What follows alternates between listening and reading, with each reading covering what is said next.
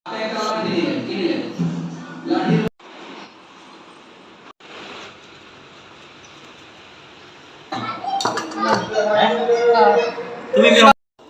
আলাইকুম।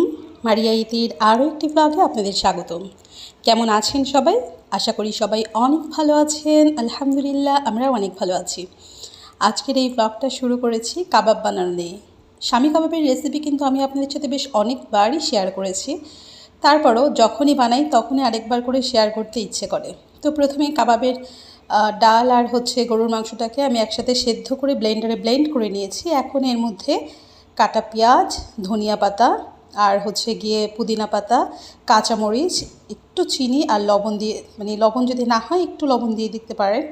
আর এরপরে দিচ্ছি আমার বাসায় বানানো কাবাবের মশলা। তো এটা একদমই আমার নিজের হাতে তৈরি, তো এটা খুব সহজেই বানানো যায়, এই জন্য আমি এটাই ব্যবহার করি। আপনারা চাইলে গরম মশলার গুঁড়া বা যে কোনো টাইপের প্যাকেটের কাবাব মশলা ব্যবহার করতে পারেন। সাথে আমি একটা ডিম দিয়ে দিয়েছি। এখন আমি মেখে নিব।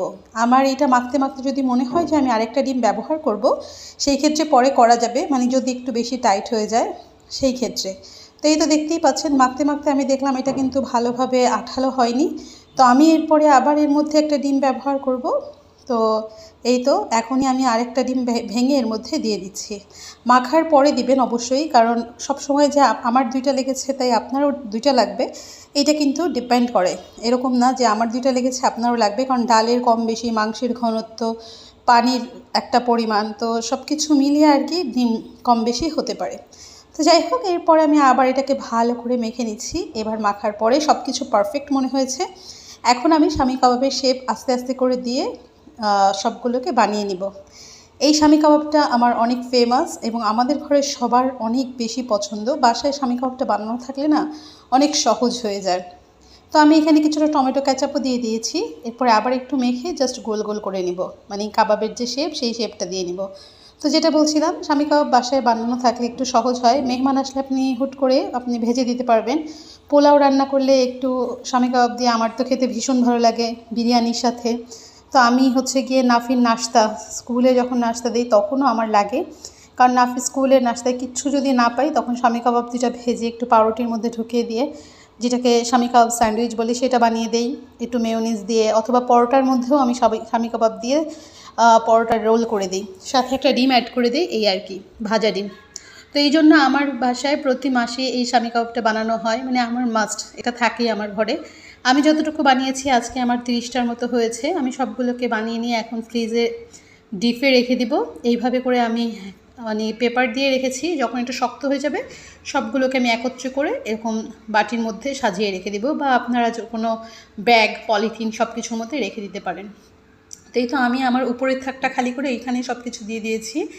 এখন এগুলো একটু হয়ে যাক, শক্ত হয়ে যাক, তারপরে এগুলোকে আবার ঢুকিয়ে রাখবো। এইখানে আমার লাউ গাছটা তো আপনাদের সাথে আরও একবার শেয়ার করেছিলাম, সেটা মাশাআল্লাহ এখন অনেকগুলো স্ত্রী ফুল এসেছে। আমি অবশ্য ভেবেছিলাম যে লাউ ধরবে, কিন্তু দুঃখের বিষয় কয়েকটা স্ত্রী ফুল এরকম হয়ে হয়ে তারপরে হলুদ হয়ে মরে গেছে। তো তারপর আমি একটু রেকর্ড করে রাখছি। পাতা তো হয়েছে, এটাই কিংবা কম কিসে। আমার গাছগাছালি টাইপের জিনিস অনেক ভালো লাগে। আমার মনে হয় যে আমার যদি জায়গাটা বেশি থাকতো, আমি অনেক রকম সবজি গাছ লাগাতাম, ফলের গাছ লাগাতাম। যেহেতু আমার ছোট বারান্দা, তো সেই জন্য আর অত সহজ হয় না। তারপরে এখানে মিষ্টি কুমড়ার শাকের গাছ, এটাও অনেক বড় হয়েছে। এগুলো আপনাদের সাথে তো একবার শেয়ারই করেছিলাম, যে তখন যখন আর কি বীজ ফেলেছি তখন হয়নি, পরে অন্যটায় ঢালার পরে একা একাই হয়েছে।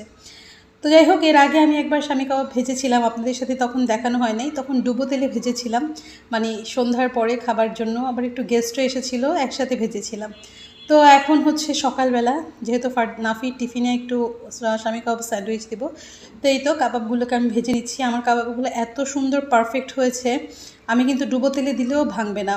পারফেক্ট যখন কাবাব হবে আপনার ডুবো তেলে দিলে ভাঙবে না। আর যদি আপনি নর্মাল কাবাব যে একটু বেশি হয়ে যায়, কি বলে এটাকে, পাতলা হয়ে যায় বা আপনার ভেঙে যায় বা চারপাশ ফেটে যায়, সেই ক্ষেত্রে কিন্তু কাবাব ডুবো তেলে দিলে ভেঙে যাওয়ার সম্ভাবনা থাকে, সম্ভাবনা না, ভেঙেই যায়।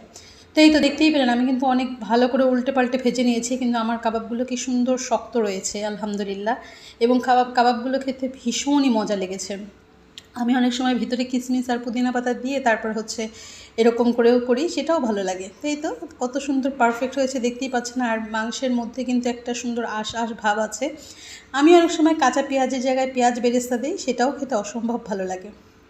তো এখন হচ্ছে গিয়ে আমি এখানে ভেজে নিয়েছি 3-4টার মতোই, আমাদের বেশি লাগবে না, যেহেতু নাফির টিফিনে দিব আর আমি একটা এক্সট্রা খাবো। ফারদান অতটা বেশি পছন্দ করে খায় না, কিন্তু নাফি ওর বাবার আমাদের আবার পছন্দ, ওর বাবাও একটু কমই খায়। তো তারপর ওর বাবাকে একটা এখানে স্বামী কাবাব দিয়ে স্যান্ডউইচ করে দিয়েছি আর নাফিকেও একটা দিয়েছি, সাথে একটা ডিম ব্যবহার করেছি আর একটু টমেটো কেচাপ দিয়েছি। আজকে আমার মেয়োনিজটা শেষ হয়ে গিয়েছে, বাসায় বানানো মেয়োনিজ যেহেতু আমি ব্যবহার করি, আর একটু ছেঁকে দিয়েছি, সাথে কলা। এই তো এইগুলোই আজকে টিফিনে দিয়ে দিব।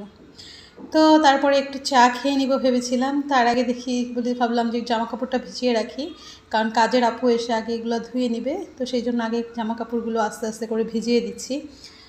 ওনাকে দিয়ে আমি ভিজাতে দিই না, কারণ আমি পানির মধ্যে আমি যখন জামা কাপড় ভিজিয়ে আমি হালকা একটু গরম পানি ব্যবহার করি, এতে করে বেশ ভালো করে পরিষ্কার হয়।